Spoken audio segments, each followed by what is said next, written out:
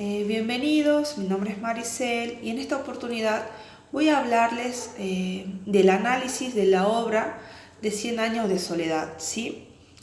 Que es un análisis acerca del realismo mágico de esta novela, la cual es una obra muy importante de Gabriel García Márquez, quien ganó con ella su premio de literatura, ¿sí? Pero antes de empezar, vamos a hablar un poquito acerca de este escritor que es tan famoso.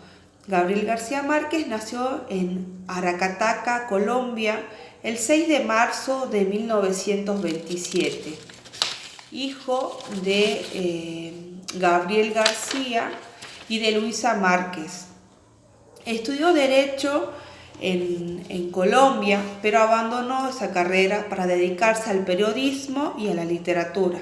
En 1955 publicó La hojarasca, su primera obra. En 1961 se instaló en la Ciudad de México, ¿sí? Publicando ese mismo año El coronel no tiene quien le escriba. Al año siguiente publicó Los funerales de Mamá Grande. En 1967 mandó a publicar en Buenos Aires esta novela, ¿sí? 100 años de soledad, obra que lo consagró a nivel mundial. En 1972 ganó el premio Rómulo Gallego y en 1982 el premio Nobel de Literatura. Otras obras suyas además son El otoño del patriarca, Crónica de una muerte anunciada, El amor en el tiempo del cólera y Una noticia de secuestro, ¿sí? Sus memorias fueron publicadas en el 2002 con el título de Vivir para contarla.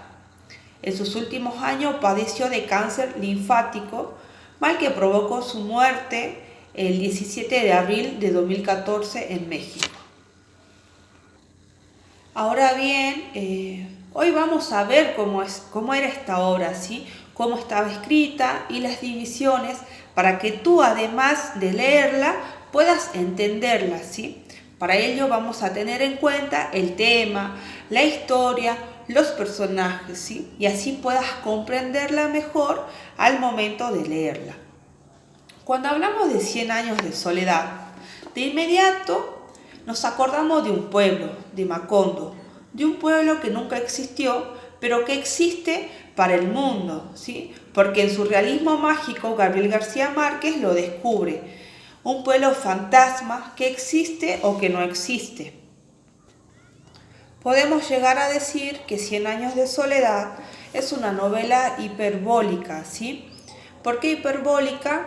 Porque tiene muchas exageraciones, muchas repeticiones, muchas cosas que no llegamos a entender, pero que aquí vamos a verla para llegar a comprenderla.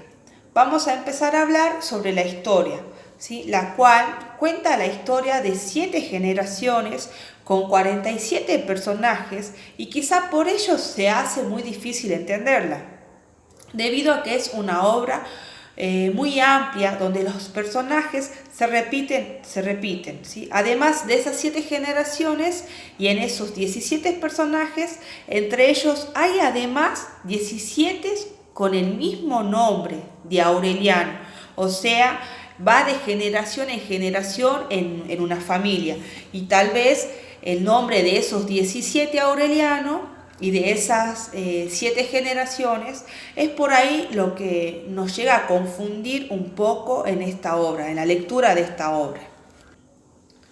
Luego tenemos el tema central, ¿sí? Que trata sobre la soledad de una población, desde su fundación aislada, de una civilización, de una realidad de Gabriel García Márquez que refleja lo que vive esta población rodeada de nada, ¿sí? O sea, los personajes siempre están solos.